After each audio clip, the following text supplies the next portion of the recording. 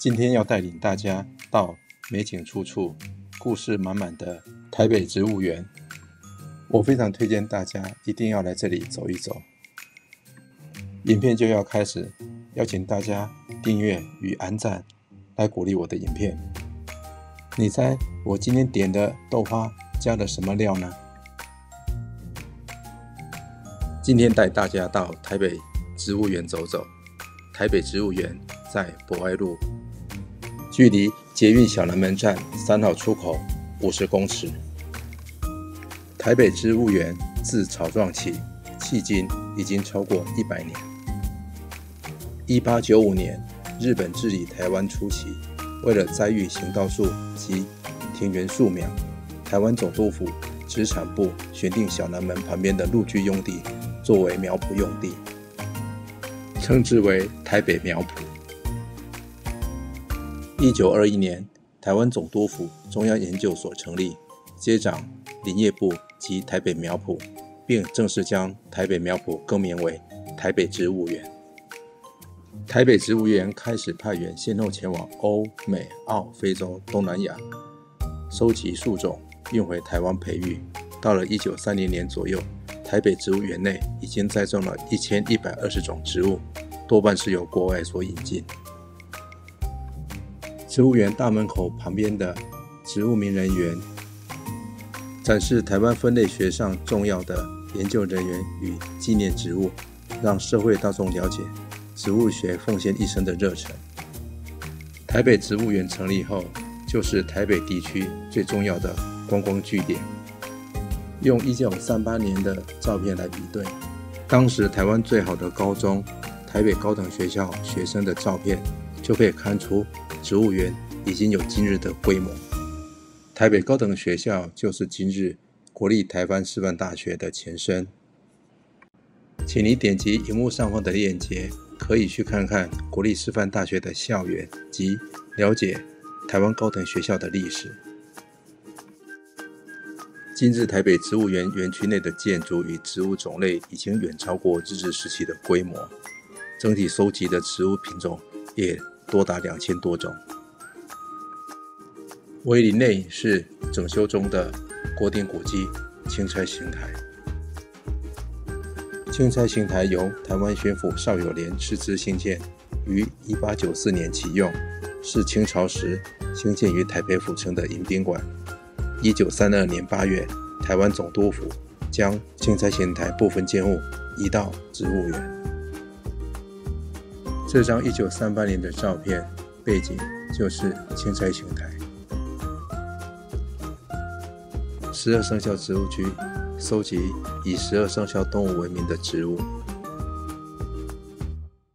大部分的多肉植物原生于沙漠，然而并非所有的多肉植物都来自于沙漠。常见的分类群有仙人掌科、景天科、番杏科，还有龙舌兰亚科等。今天在植物园内遇到不少外国来的游客。现在看到的建筑是改建中的温室，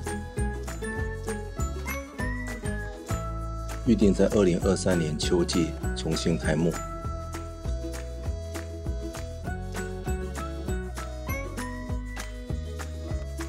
园区内有许多的步道和栈道，方便民众观赏植物。步道蜿蜒，指标非常清楚。摄影爱好者也非常喜欢到植物园。今天他们在拍五色鸟。台北植物园蜡叶馆成立于1924年。日治时期，台湾总督府为了开发台湾森林资源，从事台湾植物调查，将野外采集的植物干燥制成蜡叶标本保存，以鉴定植物的种类。这一本是蜡叶馆调查目录，还有植物标本测绘的工具。台湾的植物采集调查工作自19世纪开始。1858年，清朝因《天津条约》开放台湾的口岸，前后约有20位西方人士来台调查台湾的植物。后来的日治时期与国民政府就在这个基础下继续调查研究。这是蜡业馆2楼与对1楼的俯瞰。台北植物园里面有3个纪念碑，都在日治时期所设立。第一位是植物学家早田文藏，他在台湾总督府负责台湾植物研究20几年，出版《台湾植物图谱》第1卷，为1600种台湾新发现的植物命名。第二位是法国传教士兼植物学家佛里神父。佛里神父在台湾前后10年，采集1万多种的植物，并发现新种植物约700种。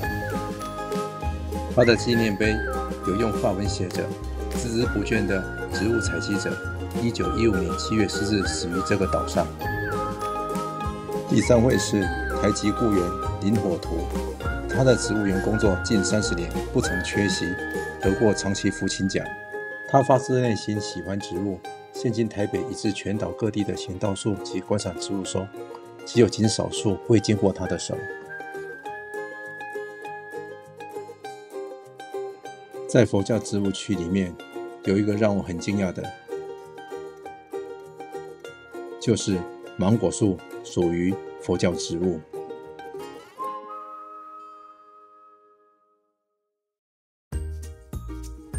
在台北植物园里面漫步，有个好处就是树荫多，相当的清凉。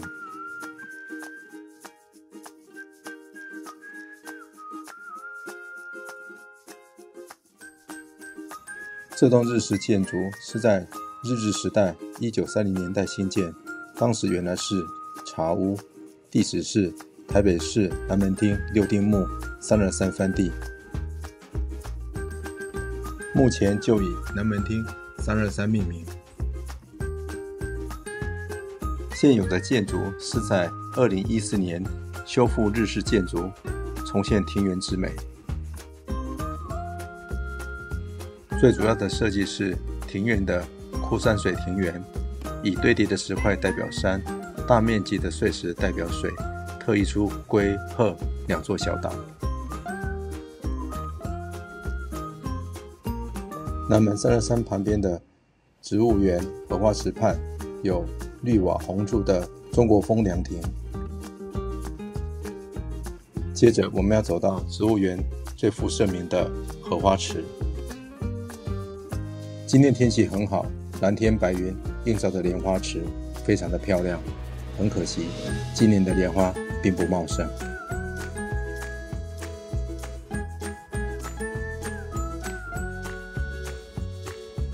为了弥补大家没有看到莲花婀娜多姿的样态，特别找出2022年所拍摄莲花随风摇曳的影片。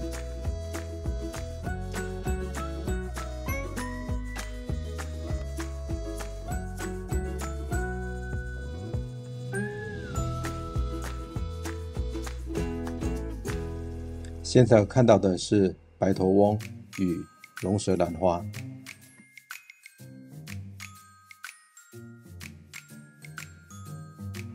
姜科植物完全超乎我个人的想象，原来姜科植物的花朵是非常漂亮的。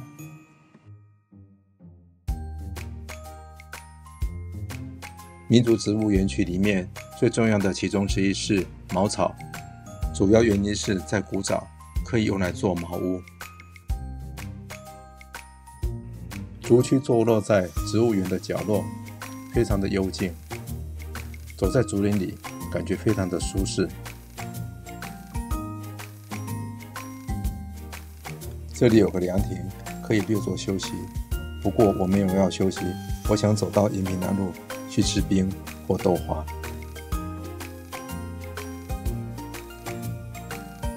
这几棵感人树非常接近植物园延平南路的侧门，这里的树木茂密，非常的凉快，有个凉亭。要从这里走到延平南路的侧门。现在看到这个区域是台北植物园起源的台北苗圃。走出植物园，左侧是台北市中正区社会福利大楼。这里是延平南路，我们顺着路要去找一家豆花店。今天点了豆花加3种配料：荤桂、红豆和绿豆。天气很热，吃上一碗冰凉的甜品，真的觉得很幸福。台北植物园是我觉得一定要来走走逛逛的地方，请你务必要用点赞与订阅来鼓励我的影片，谢谢你。今天的节目就到这里，我们下次见。